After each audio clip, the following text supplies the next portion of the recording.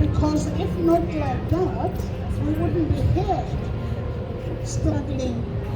Because what the church does, I'm speaking now internationally, in South Africa, you cannot even have your own name.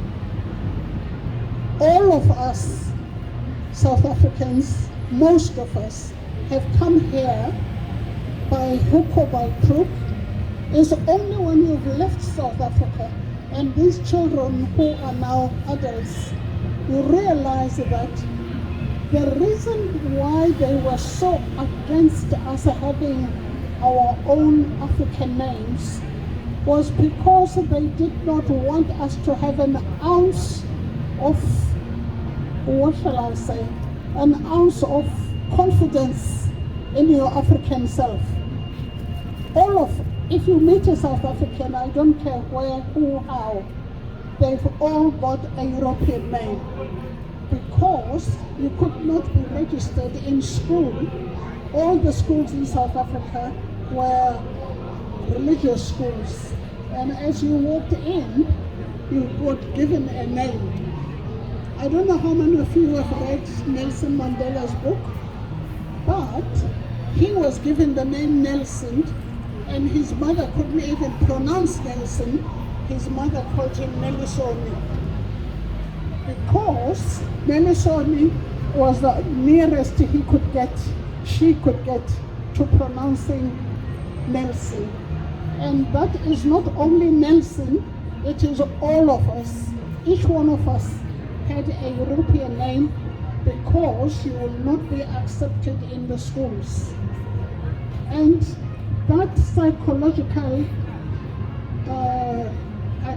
mayhem is now being seen by us, that the children now who are prepared to die if need be, the South African children now are not as obedient as we were. They are not smiling, they are not laughing, because every white person who has traveled to South Africa and has decided to live in South Africa is because of those smiley faces.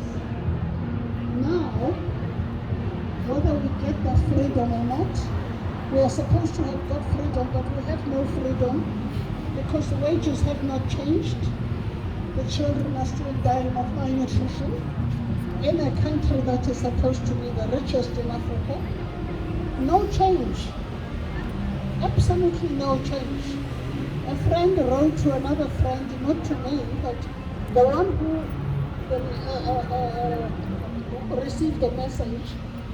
There was a party in South Africa, and all the young men, most women and men, each one came with a bottle of brandy, and each one was dead drunk. And when they were dead drunk, they started fighting each other. And the police, believe it or not, in this day of supposed freedom, the police were white. And they were ready to kill, just like they killed these children. And it men did. So what freedom have we got in South Africa? We don't have any freedom. I don't know a country that is as, I don't know what to say. I don't have a word for it. But the South African, the ones who are in charge now, supposedly ANC, that ANC died 20 years ago.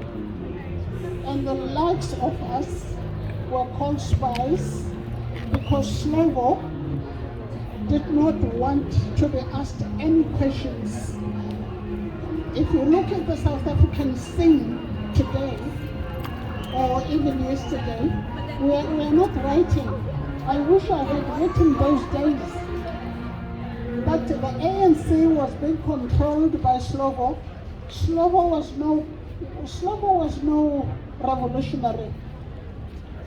He was a revolutionary maybe in South Africa, but when he came here and received the money from the Kremlin, he stopped being a true revolution.